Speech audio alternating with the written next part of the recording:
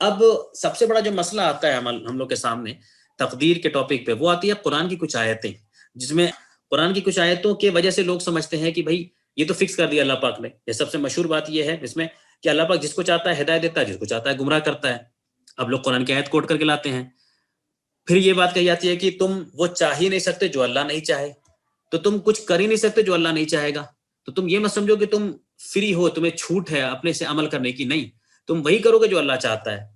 تو بھائی اگر ہم وہی کریں گے جو اللہ چاہتا ہے، تو پھر ہمیں فری ول کہاں ملا، ہمیں چھوٹ کہاں ملی کرنے کی؟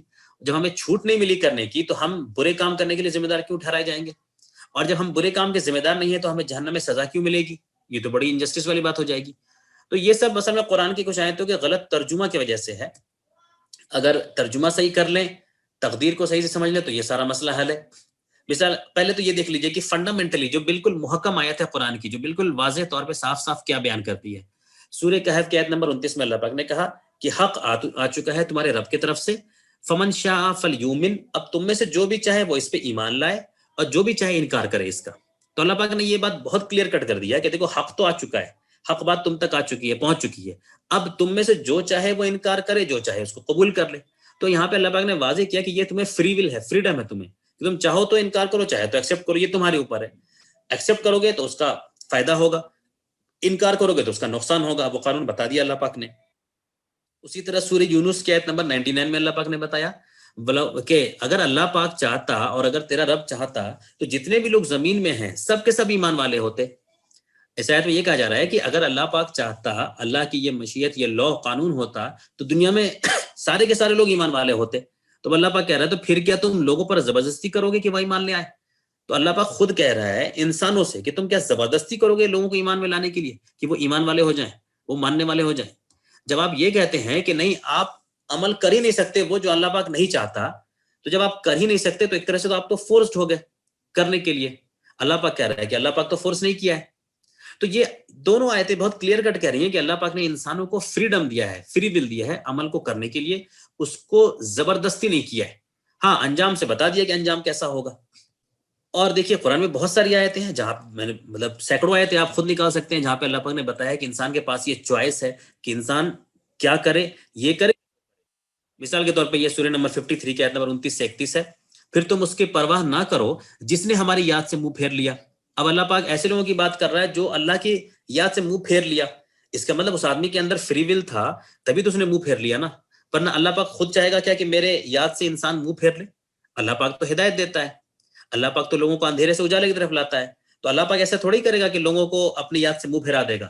اللہ پاک کہہ رہا ہے کہ پھر تم ان کی پرواہ نہ کرو جس نے ہماری یاد سے منہ پھیر لیا اور صرف دنیا ہی کی زندگی چاہتا ہے، ان کی سمجھ کی یہیں تک رسائی ہے، بے شک آپ کا رب اس کو خوب جانتا ہے جو اس کے راستے پہ ہے، راستے سے بہکا، اور اس کو بھی خوب جانتا ہے جو راہ پر ہے۔ تو اللہ پاک کہہ رہا ہے کہ اللہ پاک جانتا ہے ان کو بھی جو لوگوں نے صحیح راستے کو چنا اور ان کو بھی جو صحیح راستے کو چھوڑ دیے۔ اس کا مطلب اللہ نے فری ول دیا ہے یہ، اور اللہ ہی کا ہے جو کچھ آسمانوں اور زمین میں ہے تاکہ برا کرنے والوں کو ان کے بدلہ دے دے اور نیک کرنے والوں کو نیک بدلہ دے دے۔ صاف صاف کہہ دیا کہ جنہوں نے برا کام کیا، تو آپ کو کیا لگتا ہے کہ برا کام کرنے کا حکم اللہ پاک دیتا ہے؟ نعوذ باللہ، کیا اللہ پاک برا کام کرنے کا حکم دیتا ہے؟ نہیں، شیطان دیتا ہے برا کام کرنے کا حکم، انسان کرتا ہے برے کام کرنے کا حکم، اللہ نہیں دیتا ہے۔ تو یہاں پہ اللہ پاک واضح کر دے رہا ہے کہ انسان خود سے ہی برا کام کبھی کرتا ہے، خود سے اچھا کام بھی کرتا ہے۔ تو انسان کا فری ول ہے جس سے کہ وہ اچھا برا کام کر رہا ہے۔ اسی طرح سورہ انسان کی آیت نمبر 3 میں ہے کہ اِنَّا هَدَيْنَاهُ السَّبِيلَ اما شاکرا و اما کفورا، کہ ہم نے انسان کو ہدایت دے دی، اب وہ انسان کے اوپر ہے کہ وہ تو یا تو شکر گزار ہو یا پھر اس کا کفر کرے یا پھر ناشکرا بنے۔ تو یہ بھی چھوٹ اللہ پاک نے دے دی ہے، تو واضح کر دیا اللہ پاک نے۔ اور قرآن کا اس ایک اصول ہے لا یکلف اللہ نفسا الا وسعہا، کہ اللہ پاک کسی بھی نفس کو اس کے بوجھ جتنا وہ بیئر کر سکے اس سے زیادہ بوجھ نہیں دیتا۔ اس کا مطلب کہ اللہ پاک کسی کو بھی اس چیز کا ذمہ دار نہیں بناتا جس کا وہ ذمہ دار نہیں ہے۔ یہ قرآن کا ایک اصول ہے۔ تو اگر آپ اس لیے گناہ کا کام کر رہے ہیں کیونکہ اللہ نے آپ کے لیے لکھ دیا ہے، طے کر دیا ہے، تو پھر آپ کی غلطی کیسے ہوئی یہاں پہ؟ یہ خود قرآن کے خلاف میں بات چلی جائے گی کہ آپ کو اس چیز کے لیے سوال کیا جا رہا ہے جو آپ کر ہی نہیں سکتے۔ یعنی مثال کے ایسے ہی ہے کہ آپ اپنے واشنگ مشین سے یہ شکایت کریں کہ تم بھائی کھانا ٹھنڈا نہیں کر رہے ہو، تو آپ کی شکایت یہ بیوقوفی والی بات ہے۔ واشنگ مشین کا کام ہی نہیں تھا ٹھنڈا کرنا، اس کا کام تھا کپڑے دھونا، تو آپ سے کیسے سوال کیا جائے گا اس چیز کے لیے جو آپ کر ہی نہیں سکتے تھے؟ تو اگر آپ برا کام اس لیے کر رہے ہیں کیونکہ اللہ نے آپ کے لیے لکھا ہے، تو پھر آپ سے کیسے ایکسپیکٹ کیا جائے کہ آپ کو اچھا کام کرنا چاہیے تھا؟